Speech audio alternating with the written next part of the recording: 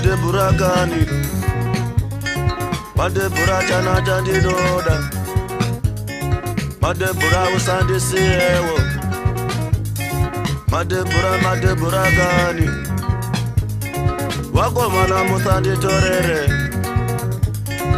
ingandiye chete wandinaye, wakomana ndino mukangozi, wakomana mukanditorera. Woko yomfana woko